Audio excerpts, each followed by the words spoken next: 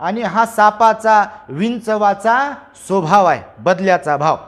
सापाला डिवचलं की साप चावते, तो झाला बदल्याचा भाव. कुत्र्याला डिवचलं की कुत्रं धावून येते, हा झाला बदल्याचा भाव. आणि जर माणसांमध्ये हा भाव असेल, स्वभाव असेल, तर कशाची तुलना केली पाहिजे माणसाच्या स्वभावाची? कुत्र्याशी, सापाशी, विंचवाशी, किंवा जे कोणते असे पशु पक्षी प्राणी आहेत की त्यांना डिवचलं की ते मग ते मारण्याचा प्रयत्न करतात किंवा त्रास देण्याचा प्रयत्न करतात. तर असे या जगामध्ये राजस स्वभावाचे जे कोणी लोक आहेत, तर त्यांचा स्वभाव कसा आहे?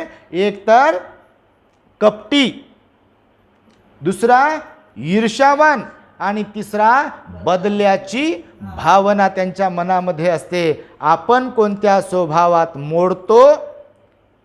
सकाळी संध्याकाळी डोळे बंद करायचे आणि आपल्याला विचारायचे,